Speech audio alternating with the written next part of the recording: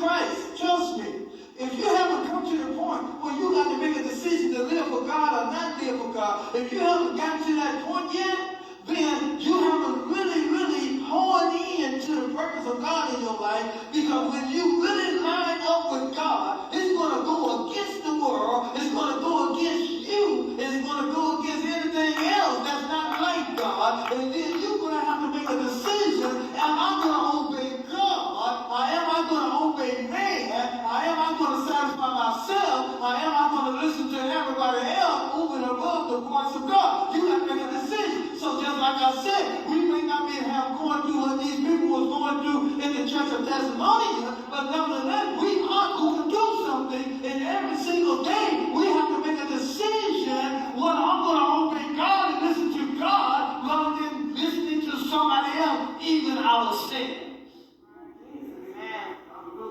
That's what it comes to, y'all. That's what it's about. Peter picked it up in 1 Peter, the 3rd chapter, the 13th verse. He said, now, who is there to harm you if you are zealous for what is good? But even if you should suffer for righteousness, see, there it is. You're going to be persecuted. You're going to suffer for righteousness' sake. You will be blessed. Have no fear of them, nor be troubled. Verse 6.